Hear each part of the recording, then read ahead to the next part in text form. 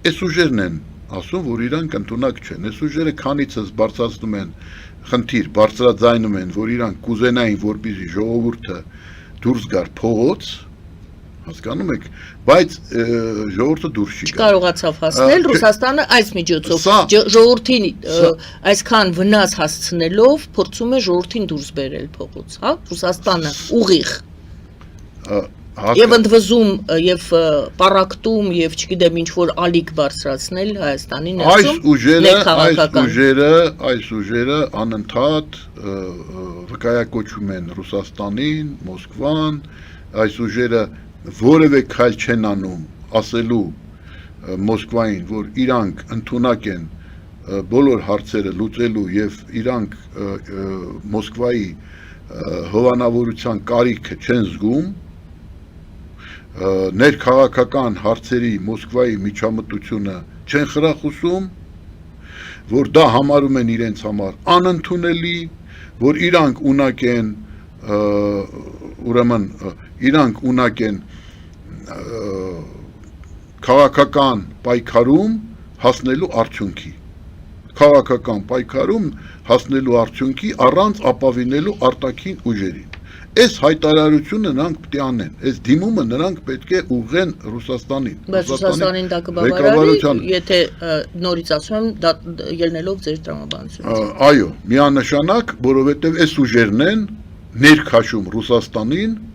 ներքաշում Ռուսաստանին Հայաստանի ներքաղաքական պայքարի մեջ։ Այս ուժեր եւ Նիկոլ Փաշինյանը իր բիրտ ինձ համար ասեմ անընդունելի, որտեղ ես միշտ էլ եղել եմ ուրեմն ճնշումները ինձ համար անընդունելի են ցանկացած ճնշումներ ընդհանրապես ուժային ռեսուրսի օգտագործում ներքաղաքական պայքարում։ Ես ինքս եղել եմ Սերժ Սարգսյանական ռեժիմի ժամանակաշրջանում այդ ուժային միջոցների զոհը, թիրախը, ուստի ես դա չեմ ընդունում, բայց Նիկոլ Փաշինյանը դա արդարացնում է եւ չէր կարողանա արդարացնել, եթե այս եռագլուխ ընդդիմությունը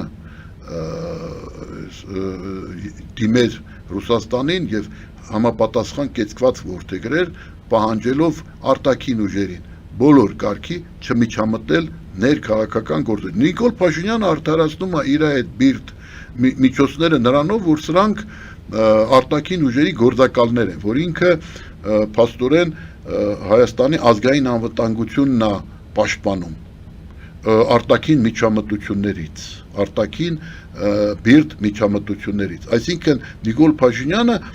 հիմքեր չի ունենա դա անելու, այդ ուժային միջոց ներկայացնելու այս եռագլուխ կուսակցությանը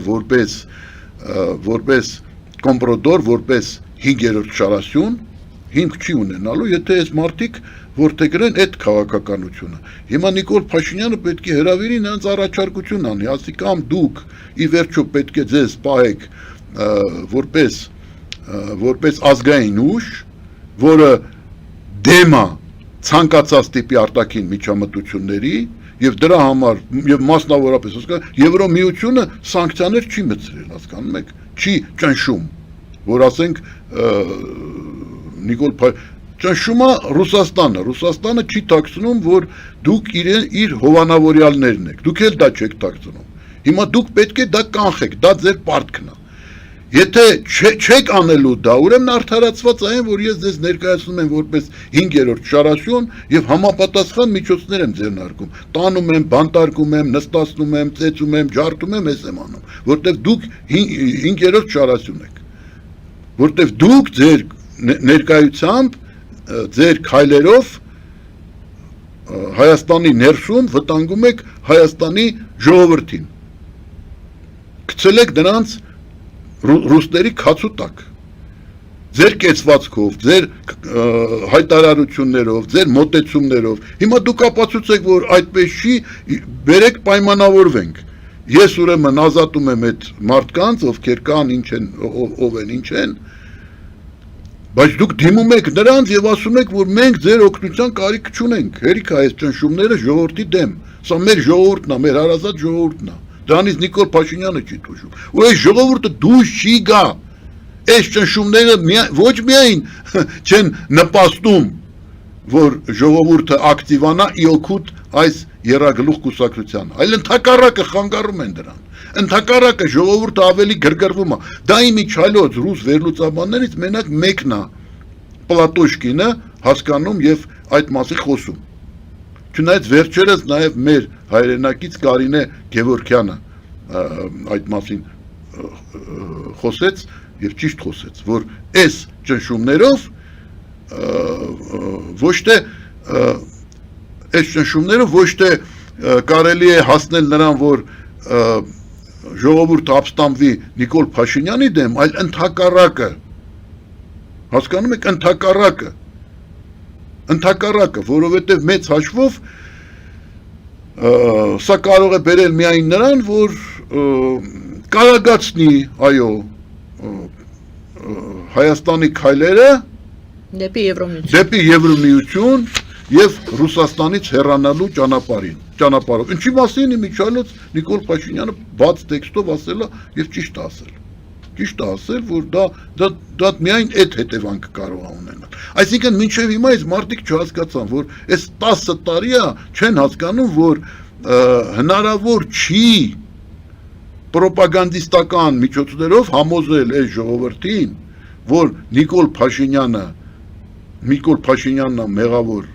Ղարաբաղի կորստի համար, որ Նիկոլ Փաշինյանը կարող էր կանխել Արցախի կորուստը, բայց չկանխեց, որ դա նախագծված չէր, ուրեմն ուժային աշխարհաքաղաքական ուժային կենտրոնների կողմից, պարզ խնդիր էր լուծվում, պարզ խնդիր, եւ այն ժամանակ համատեղ էին լուծում համանախագահները, որ փաստորեն հաշտվեցին այն բանի հետ, որ խախտվեց պարտավորությունը Ադրբեջանի ագրեսիայի միջոցով, ռազմական ճանապարհով հարցը չպետք է լուծվի, որովհետև դա պայմանավորվածություն կար։ Ռուսաստան, Արևմուտք այդ հարցում համամիտ էին, ինչու, որովհետև եւ Ռուսաստանը, եւ Արևմուտքը ուզում էին, որ տարածաշրջանը բացվի։ Այն ինչին մինչ այսօր չեն հասել։ Ուրեմն Ռուսաստանը մտածում էր, որ ինքը կարողանա օգտվել դրանից։ Արևմուտքը չէր փարատում այդ Ռուսաստանի հույսերը, քանի դեռ հարցը Արցախի լուծված չէր, որտեվ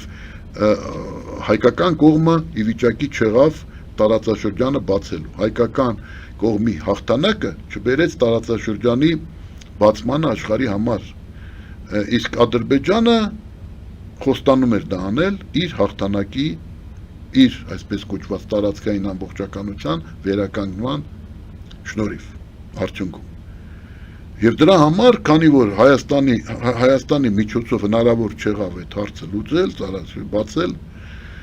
ուրեմն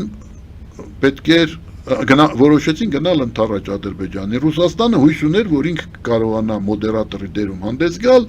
եւ այդ հույսով ուրեմն կանաչ լույս տվեց, հետագայում ամրագրելով նոյեմբերի 9-ի համաձայնությունների մեջ կետը, որ պետք է տեղակայվի ՖՍԲ-ի զորքը Սյունիքում, իսկ հետո Տրամպը ռուսերեն ինչպես են ասում, перехватил инициативу։ Շատ հետաքրքիր է նաև, որ եւ եթե ուշադրությունը հրավիրում եմ այդ փաստի վրա, 18 թվականին անմիջապես իշխանափոխությունից հետո, որը հռչակվեց եւ ներկայացվեց աշխարհին որպես հեղափոխություն, որպես թավշյա հեղափոխություն, դե արևմուտքը թավշյա հեղափոխությունները ողջունում է։ Դա Տրամպի ուրեմն առաջի կոնդիցիայի ժամանակ էր, առաջի ժամկետի։ Ուրեմն այն ժամանակ ազգային ժողովի նախագահ Արարատ Միրզոյանը գնացել էր Միացյալ Նահանգներ, Ադամ Շիֆի հետ էր հանդիպում, փորձում էր նախապատրաստել Նիկոլ Փաշինյանի հանդիպումը Թրամփի հետ աշնանային ՄԱԿ-ի գլխավոր ասամբլեայի նստաշրջանի ժամանակ, որ Թրամփը ընդունի արժանացնի Փաշինյանին իր ուշադրությամբ աուդիենցիա, ինչպես ժամանակին Բուշը կարճ անգամ հանդիպում, ինչպես Բուշը ժամանակին Սաակաշվիլին ուրեմն արժանացրեց։ Թավշյա հեղափոխություն։ Գնացել է Նիկոլ Փաշինյանը գնաց, մի ամիս պատրաստում էր Միրզոյանը, չկարողացան հասնել դրան։ Թրամփը չընդունեց ընդհանրապես։ Ինչու՞, որտեղ այն ժամանակ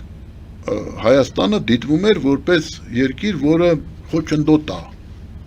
Արցախը, Հայաստանը խոչընդոտ է, որ տարածաշրջանը բացվի եւ այդ խնդրեմը ուրեմն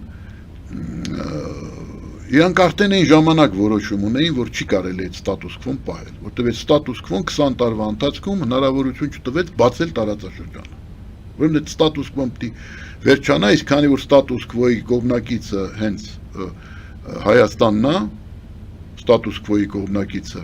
հայկական կողմն է, ուրեմն այդ Հայաստանի ղեկավարին չպետք է ընդունել ընդհանրապես եւ այլ։ Եվ այդ նույն Տրամփը ինչպես ընդունեց Փաշինյանին եւ հիմա, չէ՞, ինչն է փոխվել։ Փոխվել է այն, որ այսօր Հայաստանը այո, պատրաստ է նպաստել տարածաշրջանի բացմանը։ Դա աշխարհի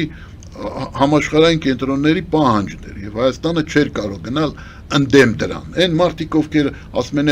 թրիպը, սենս, թրիպը էմպես եւ այլն, քննադա, դրանք քաղաքականության հետ կապ չունեցող մարդիկ են, դա քաղաքական մարդիկ չեն։ Դրանք քաղաքական գործիչներ չեն։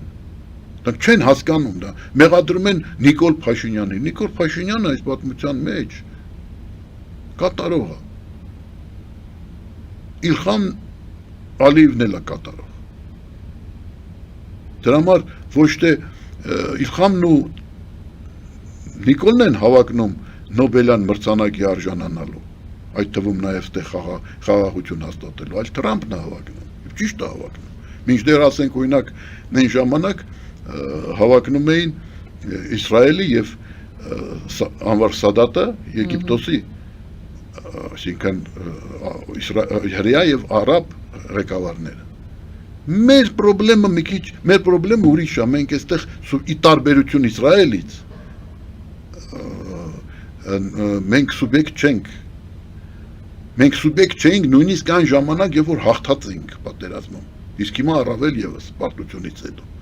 Եվ մենք պետք է շատ սթափ գնահատենք մեր հնարավորությունները։ Սա ռեալ պոլիտիկն է։ Եթե ռեալ պոլիտիկի հետ դու հաշվի չես նստում եւ ռեալ պոլիտիկով չես զբաղվում, ռեալ պոլիտիկն է քեզանով զբաղվում։ Համապատասխան հետևանքներով։ Սա շատ լուրջ բան է։ Դրա համար ես ասում եմ, մեր երկիրը այսօր այն վիճակում չի, որ ուրեմն մարդիկ այս բազարները անեն ազգային ժողովում, այս այլանդակ այս խոսակցությունները, ես զզվում եմ ուղղակի այդ խոսակցությունները լսելու, ես ուղղակի